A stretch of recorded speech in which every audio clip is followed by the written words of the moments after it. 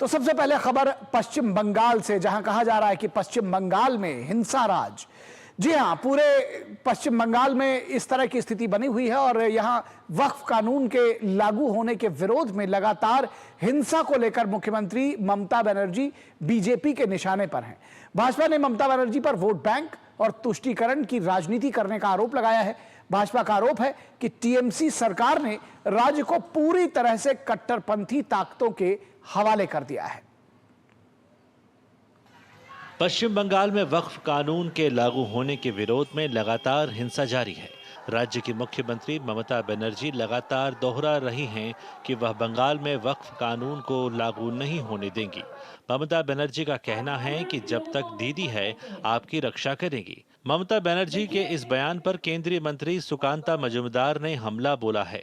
उन्होंने ममता बनर्जी पर तुष्टीकरण का आरोप लगाते हुए कहा कि पश्चिम बंगाल की असफल तुष्टीकरण में डूबी मुख्यमंत्री ममता बनर्जी आखिर किसे बचाने की कोशिश कर रही हैं।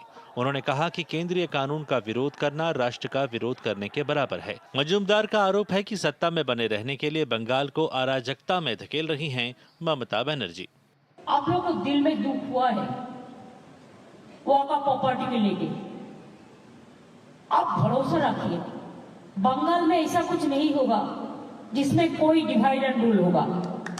Please remember when didi is here, didi will protect you and your property. Waqf जो बिल आया है अभी नया, इससे पहले जो बिल था लाखों करोड़ रुपए की जायदाद होने के बावजूद इसका लाभ सीमित लोगों को, मुसलमान समाज के सीमित लोगों को, जिनके हाथ में पावर था उनको ही मिल रहा था। आम मुसलमान, गरीब मुसलमान, बेवा मुसलमान, जिनकी पति का देहांत हो गया, ऐसे महिलाओं को निपीड़ित जो है, जो शोषित है, वंचित जो तबके के लोग हैं मुसलमान के अंदर, उनको कोई लाभ नहीं मिलता था।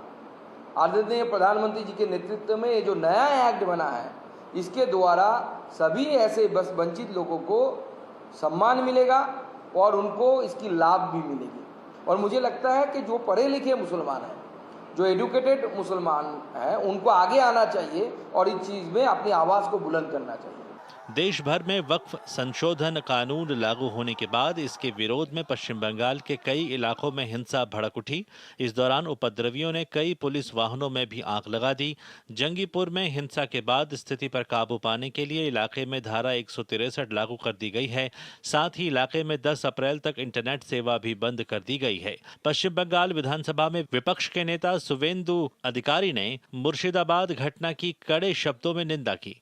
उन्होंने कहा कि इस तरह की घटनाओं के लिए पुलिस और मंत्री जिम्मेदार हैं। भाजपा के राष्ट्रीय प्रवक्ता शहजाद पूनावाला ने टीएमसी और ममता बनर्जी पर निशाना साधते हुए कहा कि इनका मकसद देश की शांति को भंग करके केवल तुष्टीकरण की राजनीति करना है।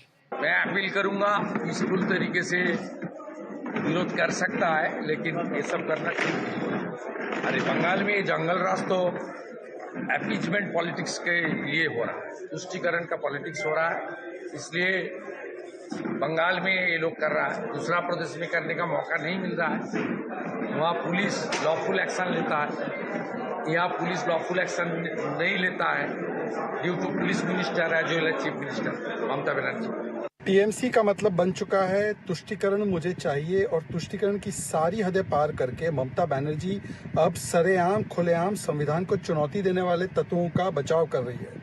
कल मुर्शिदाबाद में हमने देखा आगजनी हुई, हिंसा हुई, पथराव हुआ, पुलिस को मारा गया, और जिन लोगों ने कहा हम संविधान नहीं मानेंगे, आज वो धमकी दे रहे हैं कि हम ऐसा डंक मारेंगे कि आप भाग जाओगे, जीने नहीं देंगे, हम संविधान नहीं मानेंगे। ये ऐसी धमकी देने वाले लोगों को ममता बनर्जी ममता दिखा रही है, और जिस प्रकार से संरक्षण सेकुलरिज्म और वोट बैंक के नाम पर दे रही है, ये दिखाता है कि आज माँ माटी मानुष नहीं, केवल मुस्लिम तुष्टीकरण और मुस्लिम तुष्टीकरण ममता बनर्जी का एकमात्र उद्देश्य बन चुका है।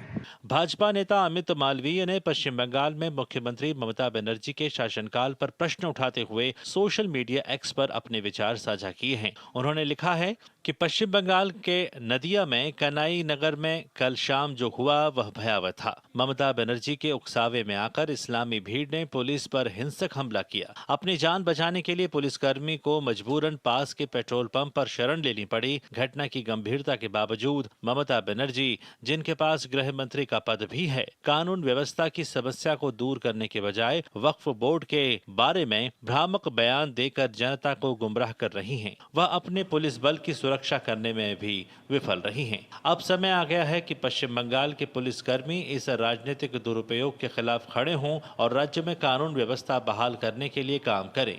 ब्यूरो इनपुट्स के साथ प्रसन्नजीत बख्शी की रिपोर्ट, डीडी न्यूज। और यहां रुकेंगे एक छोटे से ब्रेक के लिए, कहीं मत जाइएगा, जल्द हाजिर होंगे।